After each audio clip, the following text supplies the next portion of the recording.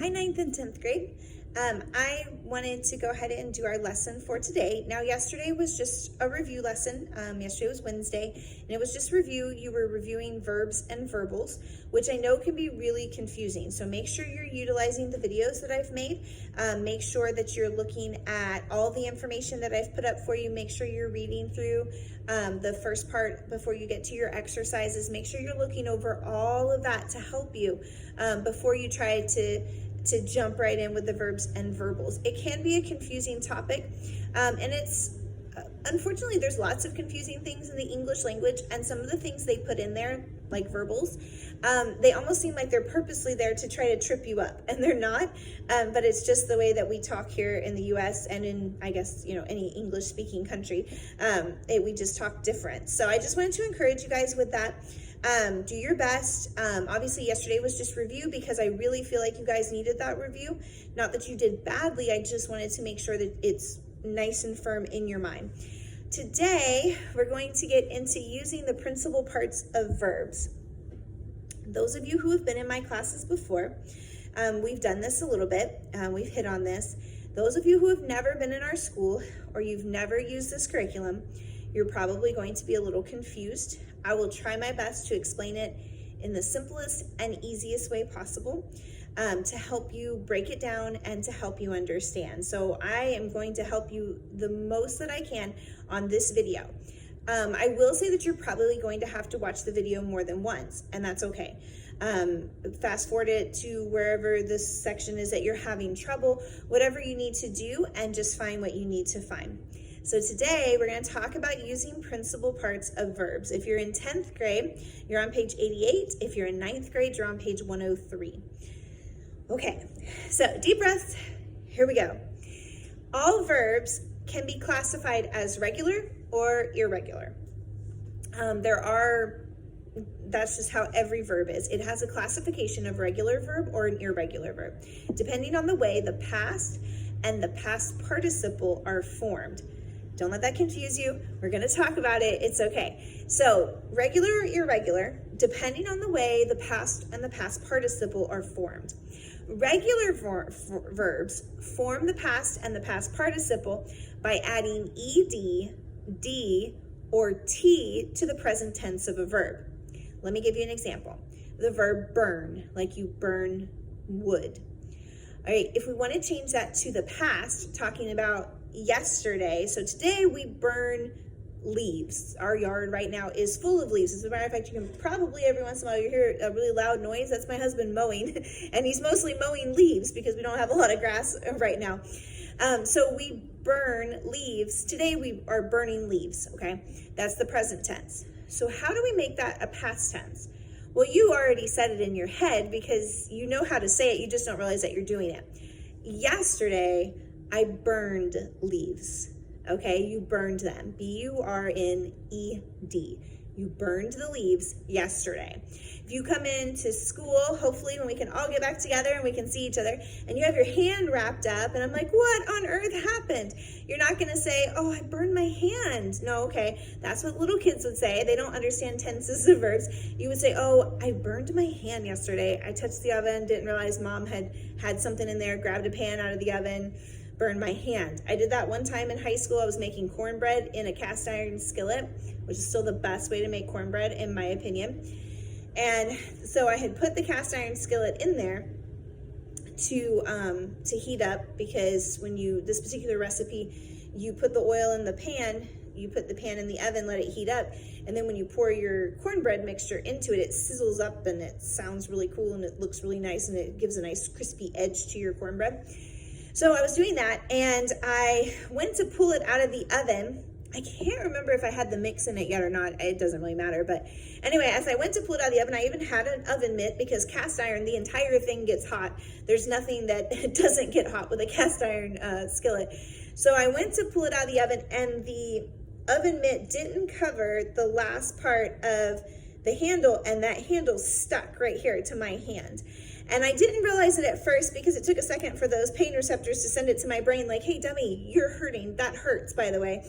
And I went to pull it out and I didn't drop it. I was scared to drop it because it was heavy and it's cast iron and I was scared it was going to fall on someone's foot. And so I grabbed it and I put it up on top of the stove. And so I had a burn mark on my hand right here. Thankfully it didn't scar. As you can see, it's perfectly fine. But I didn't sleep at all that night. I stayed up all night long putting aloe and stuff on it because I burned it. Now, if I was to come to school the next day and you guys were to see my hand, if you'd seen the big blister that was right here, which is not pretty, let me tell you. If you were to see that big blister, you'd be like, Miss Savannah, what did you do? Well, I burned yesterday my hand. It's not still burning, hopefully. Hopefully after 24 hours, the burn has subsided. If not, probably an issue. So I'm like, oh, I burned my hand yesterday, okay? That's a past tense of the verb, and that's a normal, regular verb. We can add ed to the end of it, and we burned it. All right, also, it could be burnt. Those were burnt muffins that you made, okay? So your mom's trying to make muffins or you're trying to make muffins. You leave them in the oven a little too long. You got distracted. Those are burnt muffins, okay? And that is past tense as well. With the verb move, I'm moving or I move around. But yesterday I moved from my bed to the couch, okay? Hopefully you guys are doing a little more moving than that. This is a great time to do some at-home workouts and get yourself some, get yourself getting pretty healthy there. I've been trying to do that a little bit. So moved like that with an ed on the end, okay? And that's how you would do the past tense of the verb. And then mean, I didn't mean to do that. It was an accident. Or you meant to. So you can see we can add ed, we can add d, or we can add t, and that is a regular verb forming the past tense and the past participle. Now, irregular verbs, they form the past and the past participle in exactly what you said, irregular ways. They don't do it regularly. That's what makes them irregular.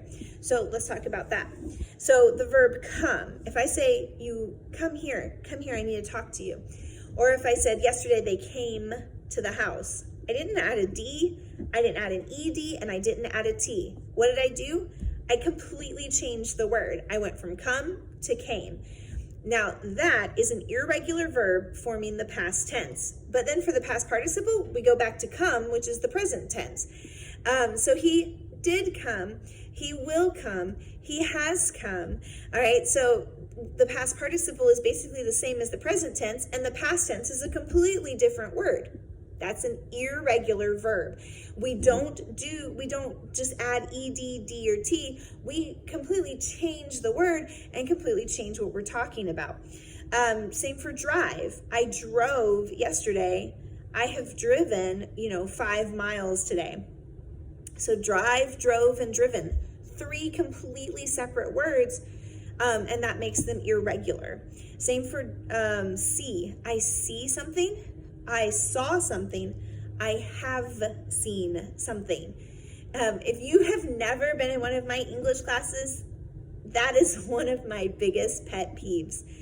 I hate when I hear someone, I don't hate the person, but I hate it when I hear the word.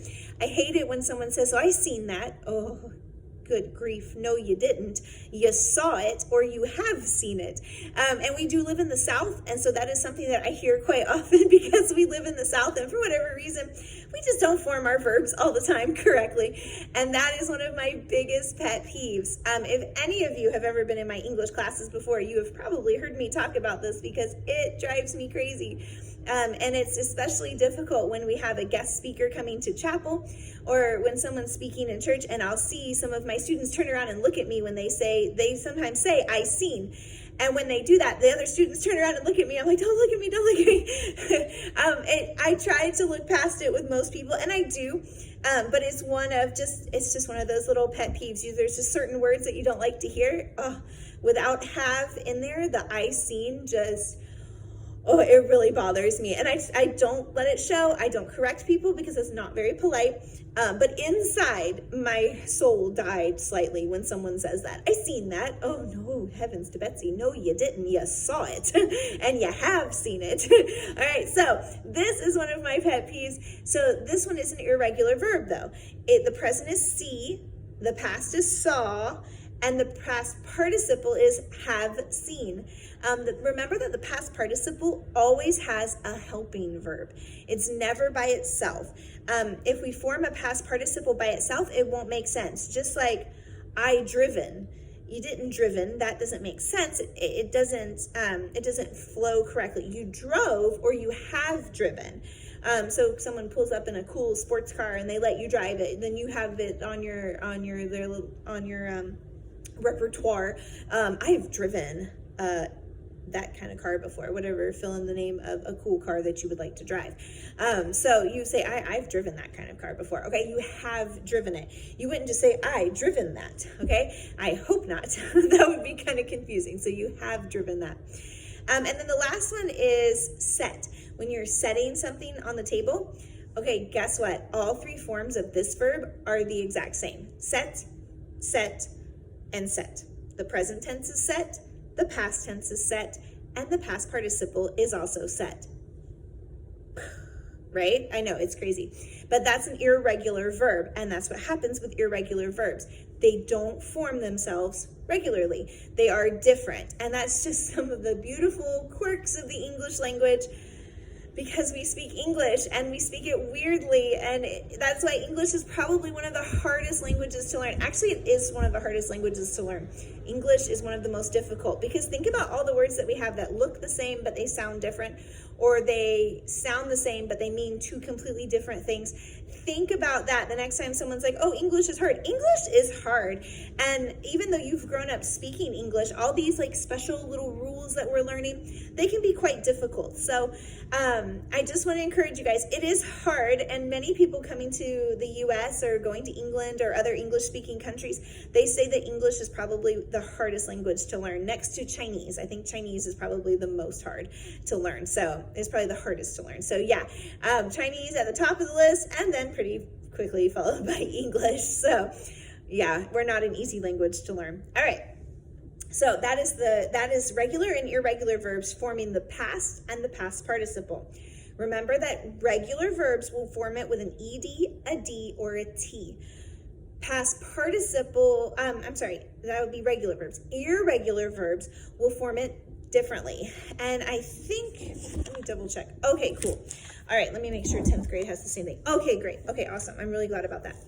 You guys both have a list of irregular verbs.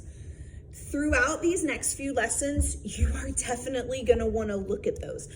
Those are going to help you in the next few lessons to help you just remember, I don't know how that verb's formed. How should I form that verb? Look back and it will help you. All right, so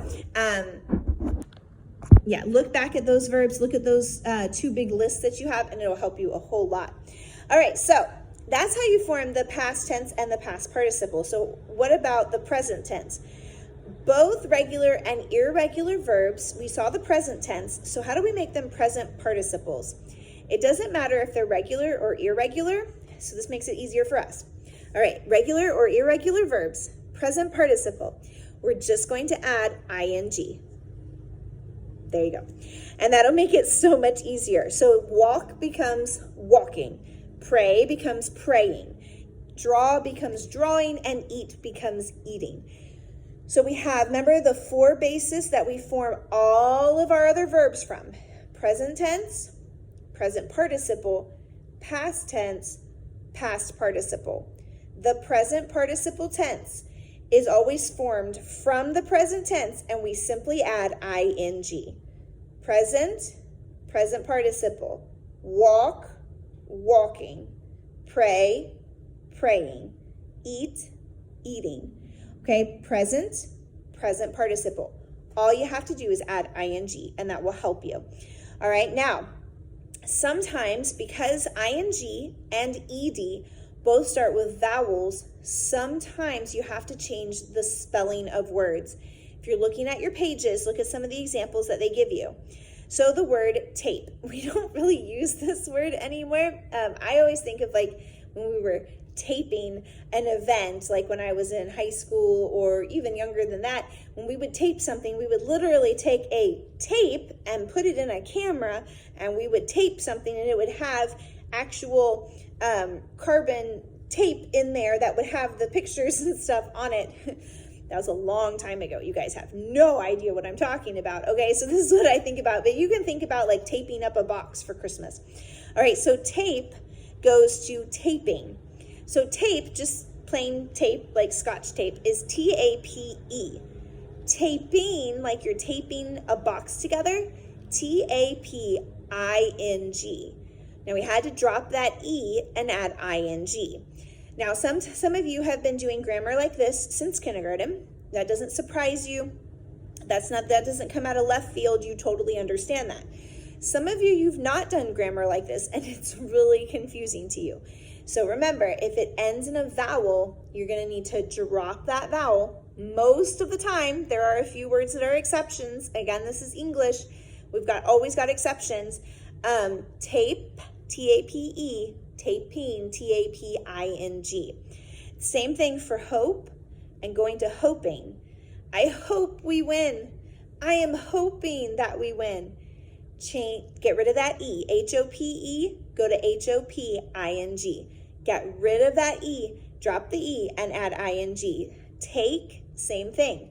I take cereal in the morning. T-A-K-E, take. Taking, I'm taking that right now. I'm taking that away from you. You know, your little sibling has the remote control and they're watching, you know, something that you really don't want to watch. They're watching, you know, something silly. And you're like, I'm taking that away from you right now. And you grab the remote. All right, take is T-A-K-E. Taking is T-A-K-I-N-G. All right, that's taking. So you want to make sure that you've got that.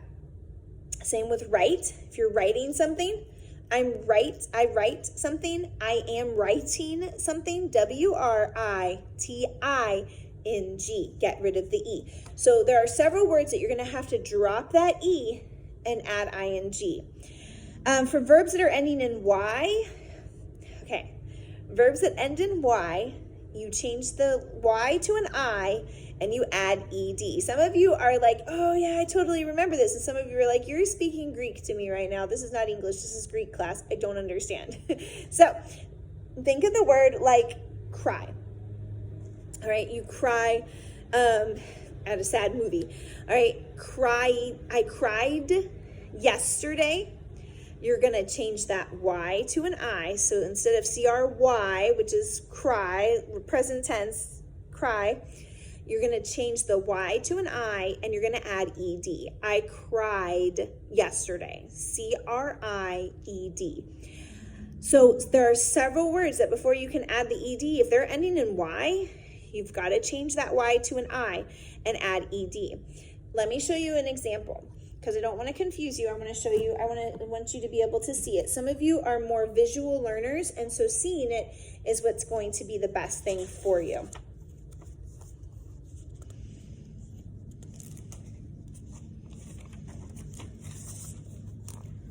Okay.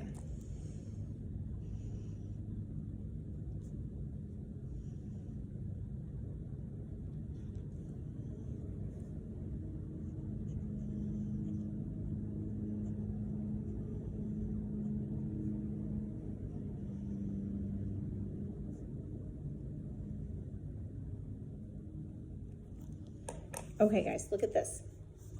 Okay, cry, just like we were talking about. So you have to change that Y. If we were to write it the wrong way, you would definitely notice. I'm going to write all of these the wrong way to show you how they would look, and you can definitely tell me that they look weird. Okay, so if we didn't change that Y to an I, look how cried would look. That's so confusing, and it just messes with your brain because you know that's not how that word looks. Spied and denied. That's why we change the Y to an I and we add ed, because otherwise the word's not spelled properly, and it's one of those fun things in the English language. It's just not correct, okay? So I wanted to encourage you guys with that. Don't forget about that. For verbs that end in a single consonant, a consonant is any letter that's not a vowel. So your vowels, A, E, I, O, U, and Y can also be a vowel as well. Y is one of those fun letters that it can be a consonant or a vowel, so it gets to play both sides of the court. All right, so, but a consonant is any other letter, B, C, D, F, G, H. Okay, those letters are all what we call consonants. They're not vowels, they're consonants. So if a word ends in only one of those and you need to add ed or ing, normally you're going to have to double the consonant. For instance, I'm going to show you an example. The word hop. We're going to change that to hopped or hopping.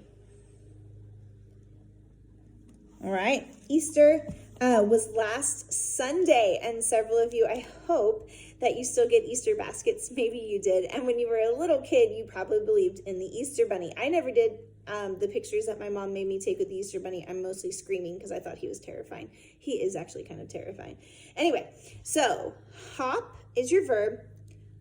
Hopped to add ed for the past tense, and hopping to add ing for the present participle. We had to double those. If we hadn't, what words would hopped and hopping be? Very good. They'd be hoped and hoping, which is a completely different word. Still a verb, but not the verb that we were working with. It's not hop, and if it was hope, then that would be, we could only use one P and it would be fine. But it's hop, not hope, okay? So that's what we need to be careful of when we are changing those verbs, okay? And then what they have down here, I want to give you guys a little bit of help with this exercise, with the first exercise on this page. It says, use the helping verb am with the present participle.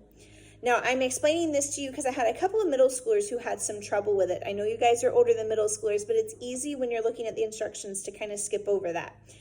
So they give you the present tense. You're going to put am and then the present participle. And remember, how do we form the present participle? We add ing. Doesn't matter if it's a regular or an irregular verb. You change the verb with an ing. Then you're going to put the past tense, and then for the past participle, they want you to use the helping verb have, and then they want you to add the past participle. Okay, so look back at your rules up here. Watch this video again, and don't forget to follow all of the instructions. When you come to these instructions, read them carefully. Don't just skip over them and think, oh, I've totally got this. Read them carefully, and then you'll get them, okay? I hope you guys have a great rest of your day. I hope this has helped you, and I hope that you did good on your review yesterday with your verbs and your verbals. I will see you guys soon. Have a great rest of your day, guys.